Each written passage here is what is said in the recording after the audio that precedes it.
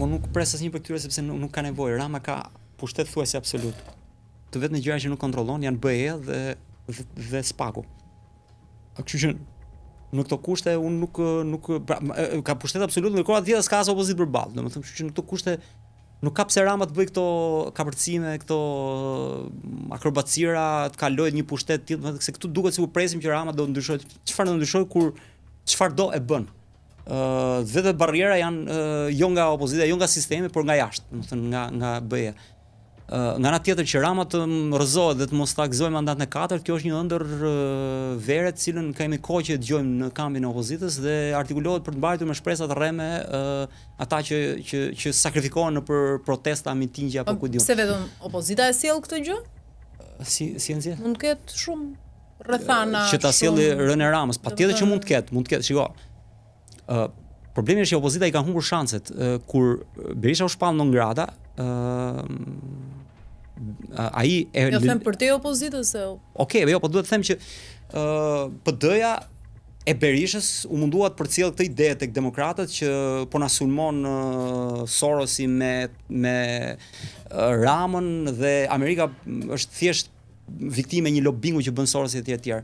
Në fakt, përfaqësues të ambasadës amerikane dhe të dërguar nga qendrat kanë ardhur dhe kanë folur në shkallën e Partisë Demokratike dhe kanë thënë që ne mezi presim të festojmë së bashku fitoren e Partisë Demokratike. Pra, shpallja non grata e Berishës nuk ka qenë për dëmtuar Partinë Demokratike, por ka qenë për ta pastruar Partinë Demokratike nga ata elementë të cilët amerikanët nuk i konsiderojnë partner, në mënyrë që të partnerizohen me Partinë Demokratike dhe aty do fillonte një mbështetje ndaj Partisë Demokratike nëse ata do të distancoheshin nga Berisha.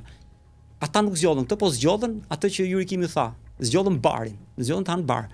Domethënë, ky është problemi në atë parti tashmë. Dhe ne themi që nuk do Rama nuk do ta kishte gëzuar ndoshta atë mandat nëse do ishin distancuar nga Berisha. Pse? Sepse është e qartë dhe është e qartë që amerikanët nuk janë me Ramën, as faktori ndërkombëtar nuk është me Ramën. Por amerikanët nuk janë për një rotacion që risjell në pushtet një person që të cilin vetë amerikanët e kanë larguar, siç është Berisha.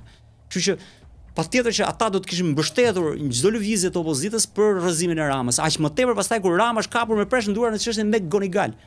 Pra është përpjekur të korruptojë Amerikën për të sulmuar opozitën brenda vendit. Mund të prodhojë kjo diçka në vazhdim? Kjo mund të prodhojë dhe mund të prodhonte. Por unë nuk besoj që amerikanët janë të tillë që do të largonin Ramën për ta lënë vendin bosh apo për të prodhuar vakum. Ata kanë zgjedhur këtë radhë gjërash. Largojmë Berishën, pastaj mbas largimit të Berishës largojmë Ramën.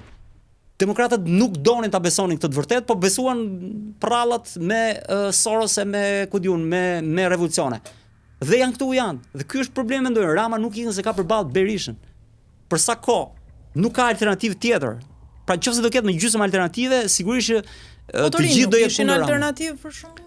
Po të rinjt u dërmuan, të rinjt patën disa probleme. Një patën probleme me njëri tjetrin, dy patën probleme me egot personale, nuk u bën bashkë. Po sipas logjikës tënde më mirë se Berisha ishin ata. Sigurisht ishin më mirë Berisha dhe unë kam mbështetur dhe madje Rama bashkë, kështu që atëherë pse nuk? Se Rama domethënë unë atëherë duke ndjekur këtë logjik, pse nuk u votua në masë? Nuk votua sepse loja politike gjatë gjithë këtyre 4 vjeteve ka qenë një marrëveshje, një lojë e përbashkët midis Ramës dhe Berishës për të mos lejuar askënd tjetër në opozitë.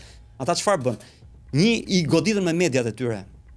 Media mainstream nga mëngjesi deri në darkë sulmonin partitë e reja për të thënë që edhe këta janë si të vjetrat. Këta nuk kanë asnjë ndryshim, kanë një mentalitet, kanë një sjellje, këta kur të vinë do bëjnë si këta. Dhe kanë qenë batare të organizuara nga elitat e korruptuara që janë mbas 2 liderëve, të cilët i kanë qenë interesuar të mbajnë 2 liderë. E para, e dyta, retorika politike midis Ramës dhe Berishës ka qenë një retorikë e shtirur konfliktuale. Këta kanë prodhuar polarizim dhe polarizimi çfarë bën? Prodhon bipolaritet shoqëri. Pra këta kanë bërë se ka një luftë të egër me njëri tjetrin për jetë vdekje, dhëm për dhëm, dhe kjo çfarë bën? I ndan publikun në 2 kampe antagoniste. Ata që urren njërin palë bën me palën tjetër sepse urren atë, ata që urren këtë palë bën me palën tjetër sepse urren këtë palë.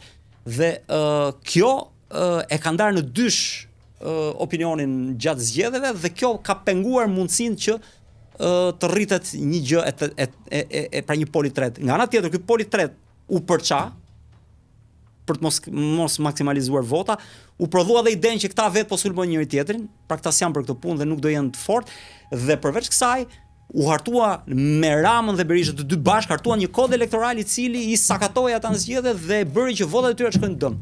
Pra të dyja palët kanë luftuar egërsisht për të penguar lindjen e një poli të tretë. Sepse përndryshe ata sot do ishin në të tjera kushte, domethënë politika shqiptare. Ka kohë që shumica e popullit shqiptar beson dhe shpreson e pret nga drejtësia. Këto kohë, sidomos pos 11 majit, ndoshta pritej më shumë nga ana e SPAK-ut në raport të hetimit të krimeve zgjedhore, për shembull, ndonjë goditje shumë u paralajmërua, po duket se ka pllakosur një heshtje. Mos është kjo heshtje një paralajmërim për një furtunë apo Përfshirja e SPAK-ut në këtë zgjedhje ishte diçka pozitive, mendoj, shumë me vlerë. Por sigurisht jo në nivelet që do të dëshironin ne të ishte. Dhe kjo për shumë arsye. E para njëherë, sigurisht që duhet të themi njëherë që përfshirja e SPAK-ut nuk është se nuk ka dhënë efekt. Unë besoj që pjesëmarrja e grupeve kriminale në këtë zgjedhje kanë qenë më e ulët se sa herët e tjera edhe për shkak se disa grupe kriminale janë arrestuar. Frigaruan vreshtin në këtë logjikë. Edhe disa u arrestuan, po edhe disa të tjerë patën kujdes sepse ishin në vëmendje të një prokurie e cila nuk është si të tjerat që nuk të arreston, pra nuk ka dhënë prova që ka çuar grupe kriminale, madje edhe politikanë të lartë në burg. Kjo një, dhe kjo është theksuar edhe në raportin e OSBE-Odirit, është thënë që prania e SPAK-ut solli dekurajim të grupeve kriminale në gjatë këtyre zgjedhjeve. E para, e dyta, që SPAK-ut ishte i suksesshëm do të duhej, pra pjesa tashmë ku nuk u arrit ai sukses aq i pritshëm. Sepse duhet themi tashmë që sigurisht që SPAK-u nga ana tjetër ka nisur një sër hetimesh, do presim të shohim se çfarë do të nxjerrin ato hetime, sepse janë disa çështje, janë rreth 40 çështje mos gaboj, të cilat ai ka hapur, ka shkuar, ka sekuestruar telefona, ka kapur materiale etj etj, dhe janë çështje në hetim.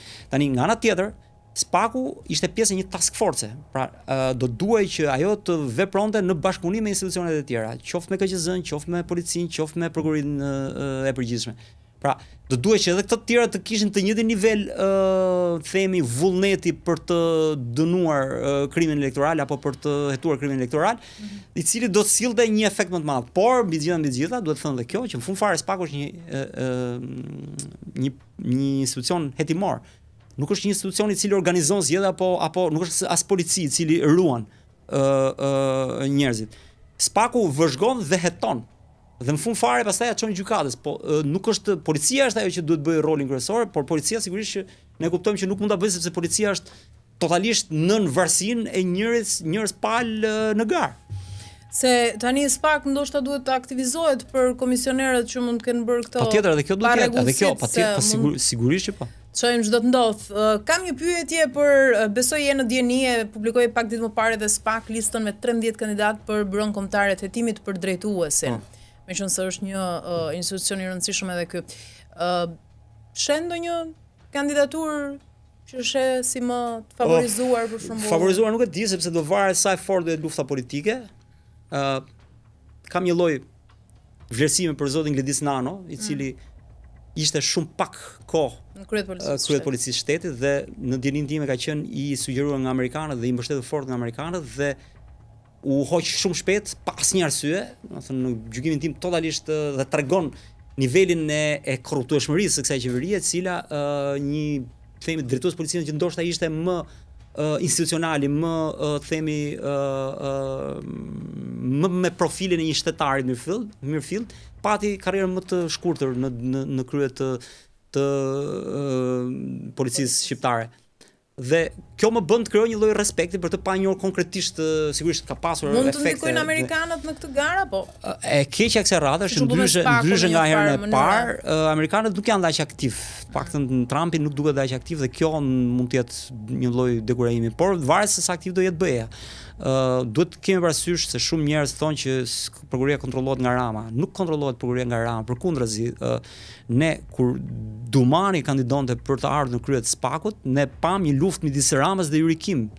Jurikimi ishte për Dumanin, Rama ishte për Kondilin, për një prokuror tjetër në SPAK. Dhe mbani mend atëherë që Rama ju drejtua Këshillit të Lartë të Prokurorisë, duke i thënë që mua më kini, Juri Kim do iki. Pra, i kërcënoi ata drejt për drejt që mos dëgjoni Kimin se Kimin e keni edhe pak kohë dhe pastaj do mbesin në mëshirën time. Pra zgjidhni atë që ju them unë dhe jo atë që ju thot Kimi. Ndërkohë që Kim ndërhyri në atë kohë dhe tha jo, nuk do iki, unë do jem dhe ca kohë këtu, kështu që mos dëgjoni atë tjetrin. Dhe në fund fare, Yuri Kim ka qenë prezente në procesin e zgjedhjeve dhe fitoi Yuri Kim, fitoi Dumani. Kandidatura, po. A do jetë kjo gjë dhe kësaj Se Berisha radhe, sot, nuk e di, Berisha sot por denoncoi që është urdhëruar tha nga Rama. Kush do fitoj tha? Ai foli për zotin Çako, sipas Berishës. Berisha ka gjithë tjetër që flet me siguri për gjëra të cilët ose i di me thashë them ose nuk mund dihen dhe mbi të gjitha nëse i di ai nuk do të thotë që ti besojmë ne. Domethënë, kështu që ne nuk e dim çfarë, ne dim dhe është logjike dhe është e kuptueshme që Rama sigurisht do të përpiqet të bëjë çmos të ndërhyj, të ketë në kontroll sa më shumë, se nuk mund ta ketë dot të gjithin, spakun. Por duhet të themi edhe një gjë që duhet ta kemi parasysh. E para, spaku nuk është një gjë unike dhe kompakte. Nuk janë të gjithë prokurorët njësoj brenda spakut. E para, e dyta, spaku nuk është i varur plotësisht nga ai që e drejton. Çdo prokuror brenda spakut ka nivel të madh pavarësie dhe ai mund të veprojë pavarur edhe nga kreu i prokurorisë. Pra çdo prokuror brenda spakut mund të veprojë pavarur edhe nga Dumani. Kështu që nesër, edhe nëse vihet ai që Rama do të dëshirojë, unë besoj që brenda spakut ka prokurorë të cilët nuk e pyesin fare kush do jetë drejtuesi i asaj, po nëse ai do me bindje prokurori vet do ta nisë një çështje hetimore, mund ta çojë deri në fund pa pasur fare, pa e ndier fare se çfarë thotë kreu i vet spakut.